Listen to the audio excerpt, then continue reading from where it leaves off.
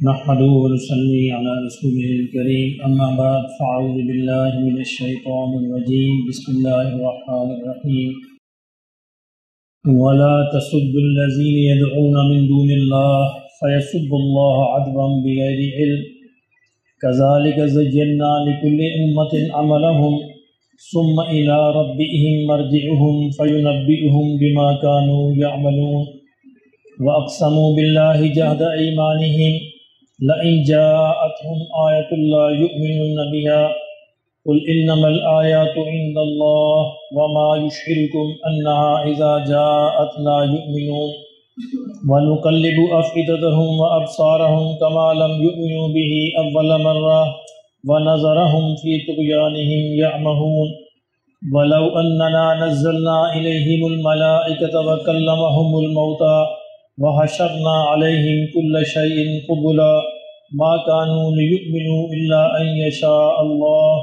ولكن أكثرهم يجهلون صدق اللہ العظیم۔ پیچھے ہم نے دیکھا کہ توحید کے دلائل اللہ نے بیان فرمائے تھے، اور یہ فرمایا تھا کہ کائنات کے ایک ایک ذرے میں، ایک ایک چیز میں معجزات چھپے ہوئے ہیں۔ کسی علیحدہ سے معجزے کی ضرورت نہیں۔ اگر انسان اپنی آنکھوں کو کھلا رکھتا ہو، اپنے ذہن کو کھلا رکھتا ہو، ایک دانے میں، ایک بیج میں، ایک پتے میں، ایک ٹہنی میں، ایک ذرے میں بھی اس کو معجزے نظر آ سکتے ہیں، لیکن چونکہ انہوں نے آنکھیں بند کی ہوئی ہیں اس لیے ان کو کوئی چیز بھی نظر نہیں آتی۔ تو یہاں پہ اللہ نے فرمایا مسلمانوں سے وَلَا تَسُبُّوا الَّذِينَ، کہ تم لوگ گالی نہ دو، برا بھلا نہ کہو،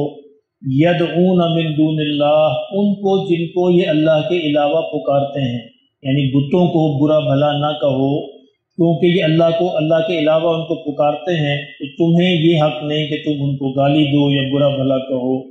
فَيَسُبُّ اللَّهَ عَدْوًا بِغَيْرِ علم، کیونکہ اگر تم یہ کرو گے تو وہ اللہ کو گالی دیں گے۔ فَيَسُبُّ اللَّهَ، تو وہ گالی دیں گے اللہ کو، عدوًا گستاخی کے ساتھ، بغیر علم، بغیر علم کے، جہالت کے۔ یہ ایک بڑی ہی اہم آیت ہے قرآن مجید میں اس حوالے سے کہ اللہ رب العزت نے جو آداب سکھلائے ہیں مسلمانوں کو وہ یہ ہیں کہ کوئی گالی دے، کوئی برا بھلا کہے، لیکن تم اس کے مقابلے میں اسی لیول پر نہیں اترو گے، تم اپنا اخلاقی معیار جو ہے برقرار رکھو گے، یعنی تمہیں یہ کوئی جواز نہیں ہے کسی نے برا کیا تو تم بھی برا کرو گے، کوئی گالی دے گا تو تم بھی گالی دو گے، تم نے اپنا جو اعلیٰ اخلاقی معیار ہے اس کو برقرار رکھنا ہے۔ اور یہ خاص طور پر نوٹ فرمائیں، یعنی بتوں کی وجہ سے سارا جھگڑا تھا، یعنی بتوں کے خلاف توحید اور بتوں کا آپس میں اختلاف ہے اور یہی بنیادی جھگڑا تھا، لیکن یہ دلائل تو بیان کیے جائیں گے کہ بت غلط ہے، ان کی پوجا نہیں کی جانی چاہیے، یہ نہ نقصان دیتے ہیں، نہ نفع دیتے ہیں، نہ ان کا کوئی فائدہ ہے، لیکن ان کو گالی یا برا بھلا نہیں کہا جائے گا، کیونکہ اگر آپ یہ کریں گے تو اللہ نے فرمایا وہ تم ان کے جھوٹے خدا کو برا کہو گے، وہ تمہارے سچے خدا کو برا کہیں گے۔ اس لیے اس سے نتیجہ اخذ ہوتا ہے، علماء نے نتیجہ نکالا ہے کہ کوئی ایسا عمل جو اگرچہ جائز ہو لیکن اگر اس عمل کے کرنے سے معاشرے میں فساد پیدا ہوتا ہو تو اس سے احتراز کیا جائے گا، بچا جائے گا۔ یعنی بتوں کو برا کہنا جائز ہے، کوئی بری بات نہیں ہے،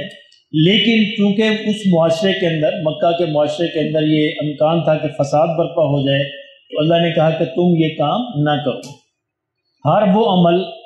جو اپنے کرنے کے لحاظ سے جائز ہو، برا نہ ہو، حرام نہ ہو، لیکن اگر اس کے بارے میں یہ امکان ہو کہ اس سے کرنے سے کوئی فساد برپا ہوگا تو وہ اس کے کرنے سے بچنا چاہیے، لیکن اگر کوئی وہ عمل فرض یا واجب نہ ہو، نفل کے درجے کا ہو، پھر فرض اور واجب کو تو ہر صورت میں کیا جائے گا، کوئی برا سمجھے، کوئی اچھا سمجھے، کوئی کہے نہ کہے، اس سے نہیں رکا جائے گا، لیکن نفل عمل جو ہے اگر اسے کرنے سے کوئی مسئلہ پیدا ہوتا ہو تو اس کو بچا جائے گا۔ اس کی بڑی خوبصورت مثال یہ ہے کہ جب نبی صلی اللہ علیہ وسلم کی عمر 35 برس کی تھی، ابھی نبوت کا اعلان نہیں فرمایا تھا، تو خانہ کعبہ کی عمارت ایک سیلاب سے گر گئی، اس عمارت کو دوبارہ بنایا گیا۔ مشہور واقعہ آپ حضرات نے سیرت میں پڑھا ہے۔ اس موقع پر قریش نے آپس میں یہ وعدہ کیا کہ چونکہ یہ مقدس عمارت ہے، اس کے بنانے میں صرف حلال پیسہ استعمال کیا جائے گا، حرام کا پیسہ نہیں کیا جائے گا۔ تو سارے مکے سے حلال پیسہ اکٹھا کیا گیا، وہ ناکافی تھا، इमारत नहीं बन सकती थी। उन्होंने ये किया कि चले थोड़ी बना लेते हैं, बाकी छोड़ देते हैं, उसके बाद फिर जब कभी मौका होगा बना लेंगे। चुनाचे इमारत बनाई गई। जो हतीम का हिस्सा, जिसको आज हम हतीम कहते हैं, ये असल में काबे का हिस्सा है। पहले ये इमारत के अंदर था, दीवारें इस तरफ थी, लेकिन उस वक्त चूंकि उनके पास रकम मौजूद नहीं थी, उन्होंने आधा ये हिस्सा हतीम का बाहर छोड़ दिया कि चले जब फिर हमारे पास पैसे होंगे हम इसको दोबारा नई बुनियादों पर बना लेंगे। जो इब्राहीम अलैहिस्सलाम की जो बुनियादें हैं उसमें हतीम शामिल है। एक काम तो ये किया, और दूसरा काम उन्होंने ये किया कि काबा के 2 दरवाजे हुआ करते थे, एक दाखिल होने का, दूसरा सामने निकलने का। तो उन्होंने एक दरवाज़ा बंद कर दिया ताकि हमारी वो जो है ताकत मौजूद रहे, जिसको हम इजाज़त दें वही अंदर जाए, दूसरा कोई ना जाए। और उसको ऊंचा कर दिया। पहले दरवाज़ा ज़मीन के लेवल पे था, उसको ऊंचा कर दिया। ये तब्दीलियाँ की कुरैश ने जब दोबारा से काबा को तामीर किया गया, और फिर उसी हालत पर चलता रहा यहाँ तक कि इस्लाम आया, फिर एक लंबा अरसा रहा। फिर नबी सल्लल्लाहु अलैहि वसल्लम, फिर मक्का फतह हुआ, हुजूर सल्लल्लाहु अलैहि वसल्लम तशरीफ़ लाए, मुसलमानों का उरूज हुआ। एक मौके पर आपने हज़रत आयशा से कहा कि मेरा दिल करता है कि मैं काबा को दोबारा हज़रत इब्राहीम की बुनियादों पर बना दूँ, लेकिन मुझे लगता है कोई तुम्हारी कौम कोई फसाद ना करे। अब अमल ठीक था, अमल गलत नहीं था, जायज़ अमल था, लेकिन आपने सिर्फ इस बुनियाद पर उसको दोबारा नहीं किया कि ऐसे खाम का कोई बातें या फसाद या झगड़ा पैदा ना हो। इसलिए हर वो नफल अमल जिसके बारे में ये इम्कान हो उसे किए जाने से कहीं कोई फसाद बर्पा हो सकता है, उसको नहीं करना चाहिए ताकि मुआशरे में फसाद बर्पा ना हो। हाँ, अलबत्ता जो अमल फ़र्ज़ है, जो वाजिब है, जो ज़रूरी है, उनको हर सूरत में किया जाएगा, उनसे नहीं रुका जाएगा। मसलन किसी मुआशरे में अगर नमाज पढ़ने से फसाद होता है, फ़र्ज़ करें, तो उस वजह से नमाज से नहीं रुका जाएगा, नमाज बासूरत पढ़ी जाएगी। किसी मुआशरे में अजान देने से फसाद होता है, इस मस्जिद में एक दफ़ा ऐसा हुआ, लोगों ने कहा अजान नहीं देने देंगे, ये अजान तो दी जाएगी, जो मर्जी कर लें आप। और ये वही मौका था जब फिर मेरा बेटा अब्दुल्ला सामने आया और हम बंदूक की नाली पकड़ के अपने सीने पर रखी कि मारो, अजान तो देंगे। ये भी होता है, यानी उस अमल से नहीं रुका जाए, ये फ़र्ज़ और वाजिब है, लेकिन नफल जो अमल है उससे बहरहाल रुका जा सकता है ताकि माशरे में फसाद बर्पा न हो। और ये सारे मसाइल, इसी आयत से बहुत सारे मसाइल हैं, ये सारे मसाइल इसी आयत से अखज़ होते हैं। फरमाया कज़ालिक, इसी तरह ज़य्यना, हमने मुज़य्यन किया है, खूबसूरत बनाया है, लिकुल्लि उम्मतिन अमलहुम, हर उम्मत के अमल को, यानी हर कौम, हर उम्मत जो है उनकी जो रिवायात है, उनके यहाँ जो तरीके हैं वो उनको पसंद हैं, और हर कौम उसी पर अमल करती है। तो ये एक फितरी मोहब्बत हर उम्मत के दिल में, हर कौम के दिल में अल्लाह ने फरमाया कि हमने डाल दी है। अच्छा, इसमें भी एहतियात होनी चाहिए कि किसी कौम के किसी अमल को बुरा ना कहा जाए, क्योंकि अल्लाह ने फितरत में डाल दिया है, जब तक कि कोई और मसला, कोई और वजह पैदा ना होती हो। कोई अमल है, फ़र्ज़ करें हमारी कौम के अंदर या हमारी किसी बरादरी के अंदर कोई अमल है, कोई रिवायत है, कोई ट्रेडिशन है जो चल रही है, तो उसको जब तक कि उसके ख़िलाफ़ कोई शरई दलील ना हो तो उससे बुरा भला ना कहा जाए, ना रोका जाए, ना उनको छेड़ा जाए, करने दिया जाए। हाँ, कोई शरई दलील मौजूद हो तो उनको आराम से, प्यार से, आसान तरीके से समझा दिया जाए, क्योंकि ये मोहब्बत भी अल्लाह ने फरमाया मैंने दिलों में डाल दी है। जो बंदा जहाँ पैदा होता है, जिस माहौल में परवरिश पाता है, उसकी रवायात, उसकी चीज़ें, वो सारी उसके अंदर परवान चढ़ जाती हैं और उसकी मोहब्बत उसके दिल के अंदर होती है। फरमाया कि ये सारी बातें हमारी तरफ से हैं। सुम्मा इला रब्बिहिम मरजिउहुम, फिर तुम्हें अपने रब ही की तरफ लौटना है। फयुनब्बिउहुम बिमा कानू यअमलून, तो फिर तुम्हें अल्लाह उस बात के बारे में बता देगा जो तुम अमल किया करते थे। अल्लाह तुम्हें उसके बारे में खबरदार यानी आगाह कर देगा। वअक़समू बिल्लाहि जहद ऐमानिहिम, फरमाया ये मक्का वाले जो हैं इन्होंने बड़ी मजबूत कस्में खाई हैं, अल्लाह की कस्में खाई हैं। लइन जाअतहुम आयतुन, क्या कसम खाई है कि अगर तुम उनके पास कोई ऐसी निशानी ले आओ जिसका वो मुतालबा करते हैं, ला युमिनुन बिहा, तो वो जरूर ईमान ले आएंगे। मक्का वालों ने एक दफ़ा नबी सल्लल्लाहु अलैहि वसल्लम से ये कहा कि अगर ये सफ़ा का पहाड़ जो है आप सोने का बना दें तो हम ईमान ले आएंगे। अच्छा, नबी सल्लल्लाहु अलैहि वसल्लम के दिल के अंदर भी आया कि चले शायद ये ईमान ले आए। मुसलमानों के दिल के अंदर भी आया कि शायद अगर इनकी बात मान ली जाए तो शायद ये ईमान ले आए। हुजूर सल्लल्लाहु अलैहि वसल्लम ने अभी इरादा किया ही था कि دعا کر دیں اللہ سے کہ جبرائیل تشریف لے آئے۔ جبرائیل علیہ السلام نے کہا کہ نبی صلی اللہ علیہ وسلم کہ اللہ نے کہا ہے کہ پھر اگر ان کے اس مطالبے کو مان لیا گیا تو پھر اللہ کا وہ قانون یہاں پہ لاگو ہو جائے گا کہ اگر انہوں نے ایمان نہ لائے تو پوری قوم صفاستی سے مٹ جائے گی، پھر اللہ کا عذاب آ جائے گا۔ یعنی ہمارے لیے کوئی مشکل نہیں ہے، 1 سیکنڈ میں یہ صفا کا پہاڑ سونے کا بن جائے گا، لیکن انہوں نے پھر بھی ایمان نہیں لانا۔ اور اگر انہوں نے پھر بھی ایمان نہ لایا، جیسے صالح علیہ السلام کی قوم نے کہا کہ آپ پہاڑ میں سے اونٹنی نکال دیں، اللہ نے نکال دی، اور اس طرح مطالبے کیے، تو یہ قانون اللہ کا یہ ہے کہ اگر منہ مانگا مطالبہ پورا معجزہ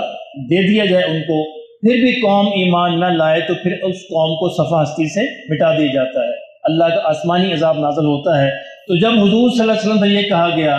کہ آپ کی قوم ہلاک ہو جائے گی تو آپ نے کہا نہیں، میں دعا کرتا ہی میری قوم کو بچنا چاہیے، ایمان ہو سکتا ہے ان کے اولادوں میں سے ایمان لے آئے۔ طائف کے موقع پر بھی آپ نے یہی کہا، ہو سکتا ہے ان کے اولادوں میں سے ایمان لے آئے، آپ نے پھر یہ دعا نہیں فرمائی۔ تو اللہ نے یہاں پہ یہ فرمایا کہ یہ قسمیں کھاتے ہیں کہ اگر آپ ان کو وہ معجزہ دکھا دیں تو یہ ایمان لے آئیں گے۔ اب فرمایا کل، آپ ان سے فرما دیجئے انما الآیات عند اللہ، کس معجزے تو نشانیاں تو اللہ ہی کے پاس ہے،